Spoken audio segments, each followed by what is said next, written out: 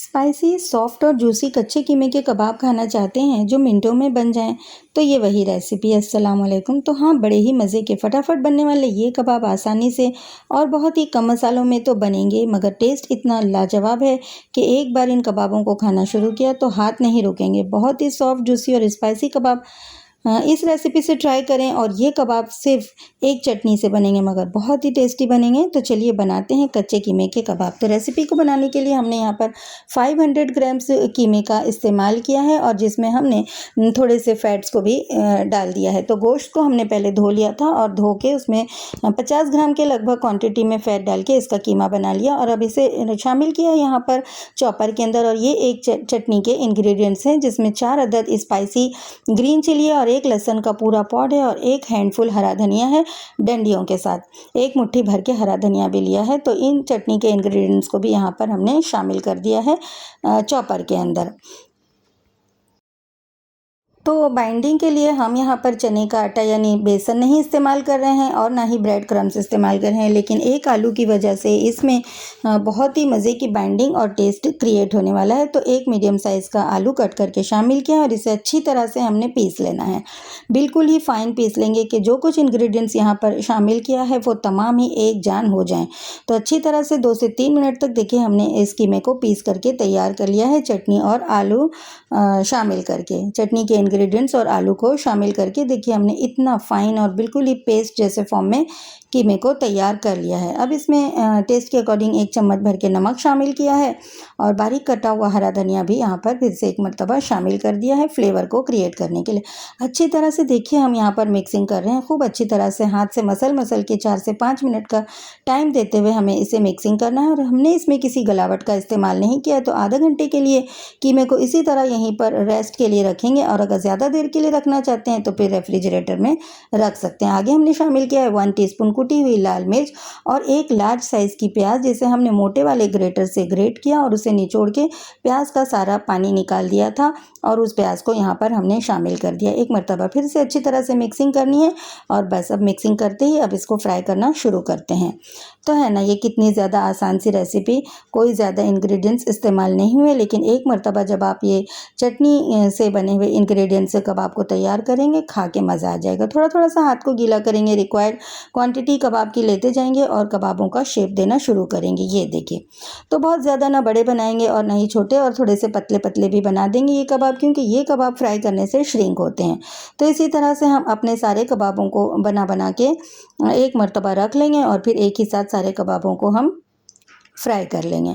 तो ये देखिए आधा किलो कीमे की क्वांटिटी में ये कितने ढेर सारे कबाब यहाँ पे हमने बना करके जो है वो तैयार कर लिए हैं। साइज़ और शेप आप अपनी पसंद के हिसाब से भी दे सकते हैं। वैसे भी ये कबाब जो हैं फ्राई होने के बाद में श्रिंक हो जाते हैं। तो चलिए अब इन कबाबों को फ्राई करना शुरू करते हैं। तो पैन में हमने यहाँ पर 5 से 6 टेबल स्पून तेल को गर्म किया और तेल के गर्म होते ही कबाबों को यहाँ पर ड्रॉप कर देंगे और मीडियम फ्लेम पर हमने कबाबों को फ्राई करना है। तो जब किनारों से कबाब सफ़ेद दिखाई देने लगेंगे तो इनकी साइड्स को हमने चेंज करना है और अलट पलट करते हुए कबाबों को अच्छी तरह से हमने फ्राई करके तैयार कर लेना है। तो ये कबाब बहुत ही ज़्यादा सॉफ्ट, जूसी और स्पाइसी, चटखारेदार मज़े के ये कबाब यहाँ पे देखिए बन के तैयार हो रहे हैं। तो जैसे जैसे कबाब फ्राई होते हैं वो श्रिंक होने लगते हैं और पैन में जगह बनने लगती है। तो जैसे ही जगह बन जाएगी तो और दूसरे नए कबाबों को भी यहाँ पर हम अरेंज करते जाएंगे और फिर उसी तरह से उसको भी अलट पलट करके फ्राई करेंगे और फिर से जब जगह बन जाएगी तो फिर नेक्स्ट बैचेस को भी यहीं पर हम अरेंज करते जाएंगे। तो ये इस तरह से कबाब बहुत फटाफट ही तैयार हो जाते हैं, यानी कि 6 से 7 मिनट में ये फ्राई होकर के तैयार हो जाते हैं। ये देखिए, ये ज़बरदस्त, बहुत ही ज़्यादा मज़े के सॉफ्ट, जूसी और स्पाइसी से कबाब यहाँ पे फ्राई हो चुके हैं। तो जो कबाब फ्राई होते जाएंगे उन्हें निकाल के बाहर हम प्लेट में रख लेंगे। तो देखा ना आपने कि इन कबाबों को बनाने के लिए हमने बहुत सारे मसालों का इस्तेमाल नहीं किए, बाइंडिंग के लिए चने का आटा भी नहीं इस्तेमाल किए, ना ब्रेड क्रम्स किए, और तो भी बाइंडिंग कितनी ज़बरदस्त सी हुई है कि एक भी कबाब टूटे नहीं हैं। और आलू के डालने की वजह से भी इसमें एक अजीब सा अलग सा टेस्ट आपको यहाँ पर बहुत ही मज़े का टेस्ट मिलने वाला है। तो एक मरतबा ज़रूर आप लोग इस रेसिपी से ट्राई करें। ये चटनी के इंग्रेडिएंट से तैयार होने वाली कबाबों की बेहतरीन सी रेसिपी है। तो यहाँ तक रेसिपी और वीडियो देखने के बाद अगर आप लोगों को अच्छी लगती है तो मेरी रिक्वेस्ट है आप लोगों से कि वीडियो को लाइक, फैमिली, फ्रेंड्स में शेयर कर दें और आपसे रिक्वेस्ट है मेरी कि प्लीज़ चैनल को सब्सक्राइब भी कर दें।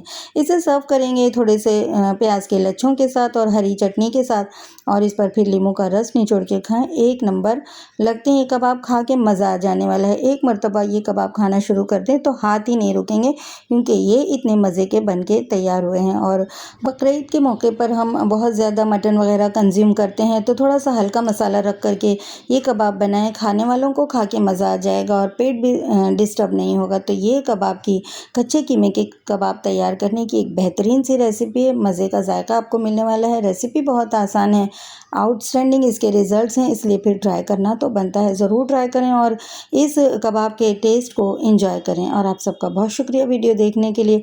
मिल रही हूँ एक अच्छी सी रेसिपी के साथ, तब तक के लिए अल्लाह हाफिज़।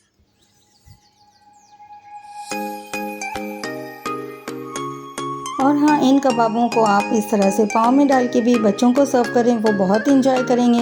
इस तरह से पाव में कबाब को रख दें, उस पर चटनी वगैरह भी लगा दें तो बहुत ही मज़े के लगते हैं। बच्चे बड़े सब बहुत पसंद करने वाले हैं। इस तरह से भी अगर आप पाव में डाल के सर्व करें तो खाने वालों को खा के मज़ा आने वाला है। तो फिर ज़रूर इस तरह से भी आप लोग सर्व करें और इसके टेस्ट को एंजॉय करें।